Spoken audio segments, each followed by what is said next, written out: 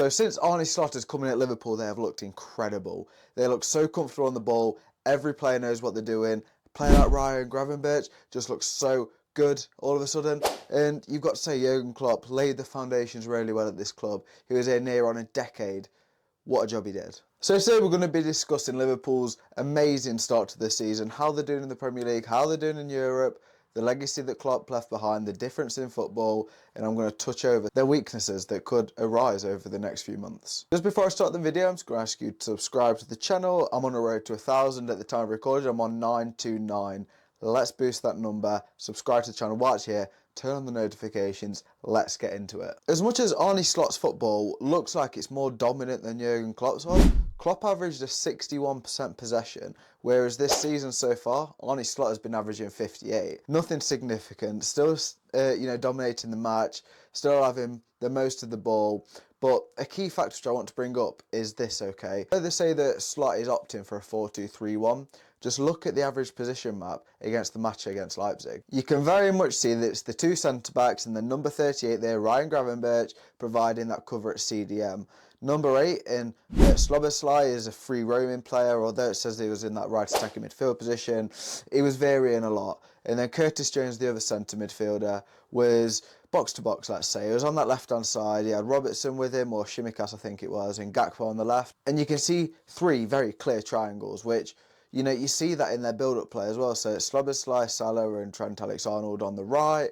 And then it's the left-back, which is usually Robertson. The left wing, which has been Gakpo, or it's been Luis Diaz. And then the other centre midfielder, which has been McAllister and lately Jones. And then obviously you've got the two centre-backs and Gravenberch. And these triangles can change.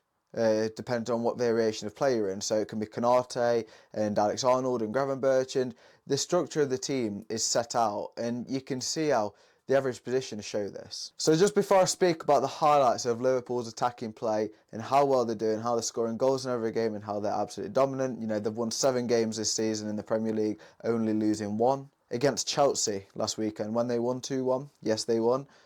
Nicholas Jackson was a threat all match for them. So this moment that you can see here is in the first half. Caicedo has the ball in the centre and it doesn't look like there's too much on for him. But a touch later, he passes it to Jackson and Van Dijk, instead of trying to run with Jackson, he tries to read the pass, he lunges in, he misses the ball. Before you know it, Konate is on the back foot. There's space in the box for Nicholas Jackson to hit, which Konate, in all fairness, covers well. And Jackson hits the crossbar. Now, in another dimension, that ball is 5 inches lower, goes crossbar and in. Chelsea make it 1-1 at the end of the first half. But ultimately, this moment foreshadowed what was going to happen in the game, because early in the second half, a similar situation arises. Caicedo has the ball and he's looking for where to put it. Van Dijk once again tries to read where the pass is going to go and he goes towards Konate trying to block it. And before you know it, Nicholas Jackson is in behind both centre-backs. It's a tight call and it was onside. And the ball was played through that space where Van Dijk was occupying.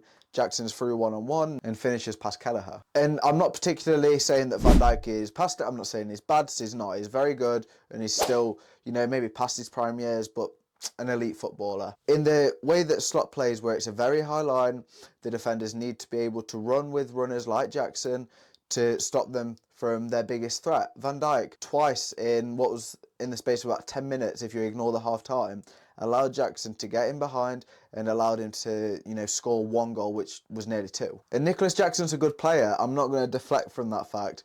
Last season, he wasn't the greatest in the Premier League, but we all saw his attributes. The reason why Mauricio Pochettino wanted to play him so often. And this season, with Maresca as manager, he has developed his game even more. But let's talk about a bit of the attacking play. So for Liverpool's second goal, I'm going to highlight this against Chelsea again. Now you can see Salah has a ball. He's wide on the right wing, and this has been a part of Slot's play, which he's wanted to enforce in his wingers. Start wide and cut inside. This is exactly what Salah did. So Szobazlai makes a run, offering an option, and Gusto all of a sudden doesn't know whether to mark Salah and get tight or whether to try and track the run. And although a Chelsea player tries to help out, Gusto still doesn't want to get too tight to Salah. And Salah swings an in-swinging ball into the box. Nunez thinks, let's leave it. I'm going to presume that there's a man making a run, and there he was. Jones making that run into the penalty box, and he made it 2-1. What a clever run it was, by the way. But I feel like this goal highlights just how good Mo Salah is.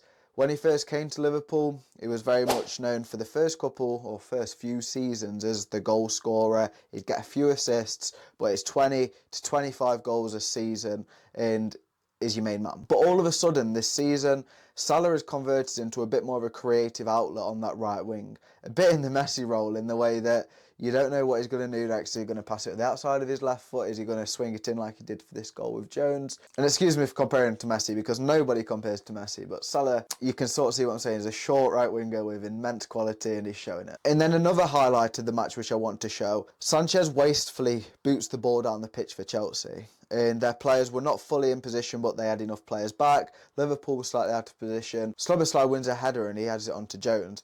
Jones then therefore gets the ball over to Nunez. Now this is absolutely brilliant from Nunez. We'll still wait to see what he is as a striker, and against Leipzig he got a goal. Against Chelsea he came on for 60 minutes after Jota had to come off, and this hold-up play was immense. He held back the Chelsea defender from his back and laid the ball off for Jones to make a run, and before you know it, Liverpool have got the Chelsea defenders wondering where the pass is going. Salah ultimately gets the ball on the right-hand side. Gakpo is making that back post run on the other side.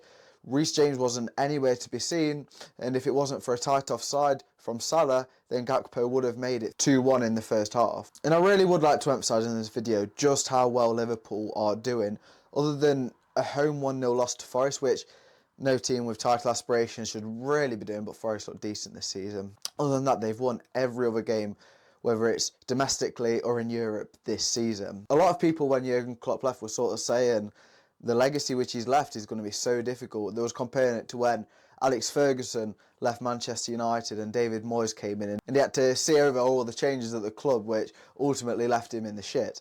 But with Arne Slot, Liverpool have planned it so well. The last season with Klopp was getting some of the old players like Henderson, like Fabinho out the door, and getting some of the newer players in who are now flourishing, like Szobazlai, like Gravenberch, like McAllister. That midfield there, which I've just named, has been incredible. And then you look at the front line. Nunez, this is his third season in English football now. Gakpo and Diaz on the left wing. You know, I think of Klopp's Liverpool as being that Salah, Firmino, Mane, and then in midfield it'd be Wijnaldum, it'd be Henderson, it'd be Fabinho. The only players in that now, or the only player in that now, is Salah. Their front six has entirely changed, and it's testament to Liverpool's future planning and Arne Slot coming in and Klopp doing well to transition the team. And there's still a long way to go in the season. It's not even November yet. We're 3 months in, but you can only go off what you're seeing, and Liverpool are doing well. They're looking solid. The main weakness, as I pointed out, was players getting in behind the defence, but it's not every week you're going to be facing a striker as lethal as Nicholas Jackson. In terms of the movement, Nicholas Jackson's very good. You know, there's Haaland obviously gets in behind, but against City, you're not going to play such a high line. You'd presume to be a bit of a different game. And, you know, in the Premier League, there's not many strikers who are going to be doing it. Now, let me know what you think about Slot so far at Liverpool. I've done a couple of videos touching on it, but this is proper tactical, in-depth one. I do plenty of them. The last video was speaking about how Ange has got Tottenham firing. They won 4-1 against West Ham. He brought Maddison off for Pape Sarr. Go watch that video to see why. As I said earlier on, please subscribe to the channel, hit the bell notification, and I'll see you again in the near future. Thanks for watching.